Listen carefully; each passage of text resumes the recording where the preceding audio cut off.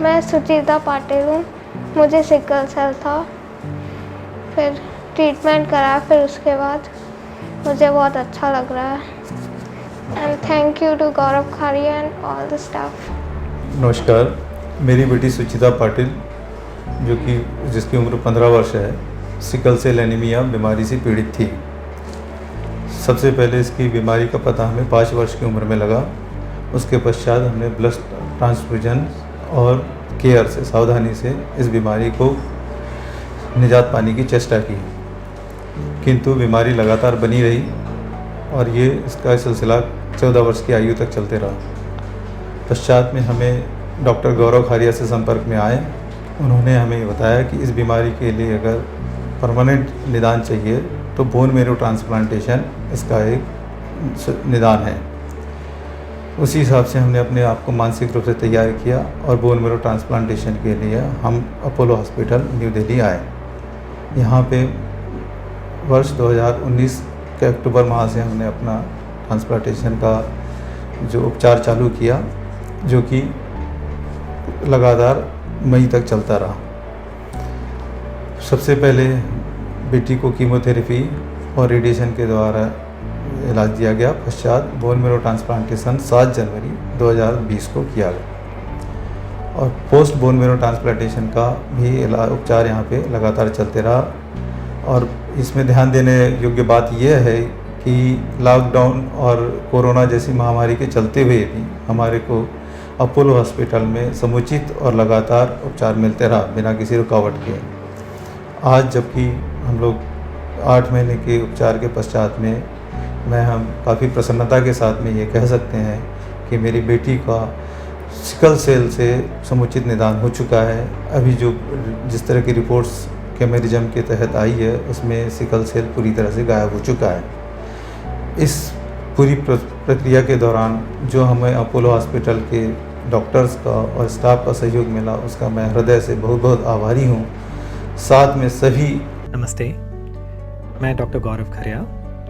मैं Indraprastha Apollo hospital Delhi में centre for bone marrow transplant and cellular therapy में clinical lead के रूप में काम करता हूँ। अभी आप एक प्यारी सी बच्ची से मिले जिसका नाम सुचिता पाटिल है।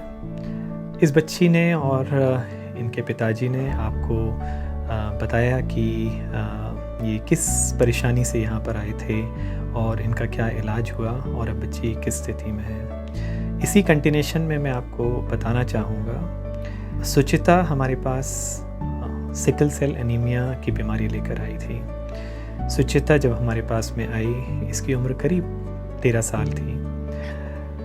पिछले 13 साल इस बच्ची को इतनी तकलीफ़, इतना दर्द इस बच्ची ने सहन किया है कि मैं आपको बता नहीं सकता हूँ। सिकल सेल एनीमिया या सिकल सेल डिजीज़ बच्चों का जो सबसे कॉमन प्रेजेंटेशन है वो खून की कमी, आँखों पे पीलापन आना, जोड़ों में, छोटे जोड़ों में, बड़े जोड़ों में सोजिश आना, दर्द होना, ये इसके जो कॉमन लक्षण हैं सिकल सेल एनीमिया के बच्चे इस तरह से प्रेजेंट करते हैं। ये तकलीफ़ बार बार होती है। कुछ ऐसे समय में जैसे सर्दियों का समय है या बहुत ज़्यादा गर्मी है, डिहाइड्रेशन अगर होता है, इन सारी बातों के चलते ये जो परेशानियां हैं ये बच्चों को ज़्यादा तकलीफ़ देती हैं। सुचिता हमारे पास ऐसी ही तकलीफ़ों को लेके आई। पिछले 13 साल में काफ़ी परेशानियां थीं। बार बार उसको हॉस्पिटलाइज होना पड़ता था, बार बार उसको ब्लड ट्रांसफ्यूज़न की ज़रूरत पड़ती थी और सबसे बड़ी बात, वो कभी भी कॉन्फिडेंट नहीं फील करती थी अपने क्लासमेट्स के साथ में, अपने पीयर ग्रुप के साथ में। हमेशा शी वॉज डिप्रेस्ड। इन सारी परेशानियों के साथ में जब हमारे पास सुचिता आई, हमारा उनके पेरेंट्स से डिस्कशन हुआ कि आगे जो इसका पुख्ता इलाज है वो हम कर सकते हैं। एक 10/10 डोनर मिला जिसका कि एक्चुअली 100% कंपैटिबल था सुचिता के साथ में। थोड़ी प्रिपरेशन के बाद में हमने सुचिता को बोन मैरो ट्रांसप्लांट के लिए लिया। ऊपर वाले भगवान की दया से ट्रांसप्लांट अनइवेंटफुल था। सुचिता ने सारी जो छोटी मोटी परेशानियां आई उनको काफ़ी अच्छे से झेला और अब ट्रांसप्लांट के बाद करीब 5 या 6 महीने हो गए हैं। इसको कभी कोई तकलीफ़ नहीं हुई जो उसको पहले हुआ करती थी सिकल सेल रिलेटेड। कभी कोई दर्द महसूस नहीं हुआ, कभी ब्लड की ज़रूरत नहीं पड़ी, कभी हॉस्पिटलाइज करने की ज़रूरत नहीं पड़ी।